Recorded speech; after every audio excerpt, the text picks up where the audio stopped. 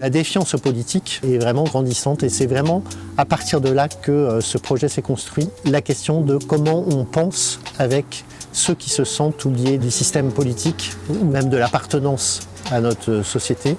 Si on ne travaille pas là-dessus aujourd'hui en tant que professionnel, on est complètement à côté de la plaque. Ça se travaille en plusieurs étapes. D'abord, faire alliance avec l'institutionnel local, l'institutionnel politique, associatif, voilà, qu'il soit sportif, culturel, les questions de santé, de transport, les questions sociales. L'idée, c'est que tous les partenaires décideurs soient d'abord autour de la table et qu'on pense avec eux qui sont les oubliés de la politique pour eux dans leur secteur. Avec eux, on va mobiliser un groupe d'habitants représentatifs. L'idée, c'est pas juste d'avoir la parole de ces personnes-là, mais c'est vraiment de les accompagner sur un temps long.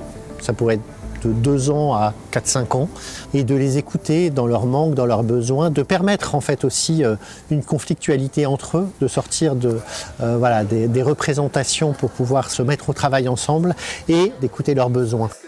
L'enjeu aussi de ce travail, c'est de passer de la démocratie participative à la participation à la démocratie en tant que tiers. L'idée, c'est de ne pas être positionné en surplomb, d'aller vers les invisibles et vraiment de cheminer avec. Et du coup, chaque parole peut être entendue dans sa légitimité. On pense en permanence les personnes qui sont absentes. La question de qui est là et qui n'est pas là, c'est au centre aussi de notre travail. Ces deux groupes vont se rencontrer. Et l'enjeu, c'est qu'il puisse y avoir des réponses aux problématiques, en tout cas une prise en compte. Là, on crée vraiment une réconciliation sur un plan local.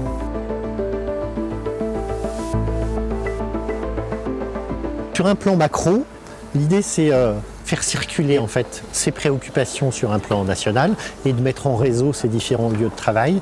Et puis, il va y avoir un autre groupe national, transpolitique, à la fois avec des députés, sénateurs et différents politiques, et à la fois des membres de la société civile, qui vont se saisir en fait des éléments qui vont être travaillés dans les groupes pour penser et réfléchir ensemble.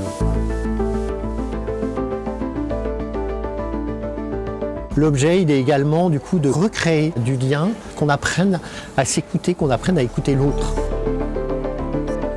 Il y a 3 objectifs concrets à ce projet. D'abord, en fait, vis-à-vis des groupes qu'on va accompagner, c'est de leur permettre de se sentir à nouveau appartenir à la République et se sentir engagés en tant que citoyens. Le deuxième, c'est que ces sujets qui vont être évoqués dans les différents lieux, qui soient repris sur le plan national et qu'on entende vraiment les sujets importants pour les uns et pour les autres. Et le troisième point, c'est remettre vraiment la fraternité au cœur de notre société, qu'on puisse se sentir appartenir avec les autres, quel que soit son âge, son rapport de classe sociale, et sortir des radicalisations pour reconstituer de la fraternité collectivement.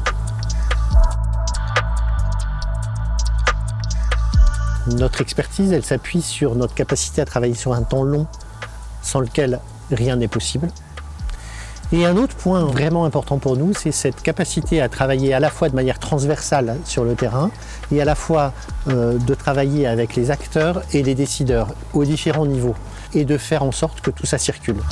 Et c'est cette circulation-là qui permet une vraie transformation.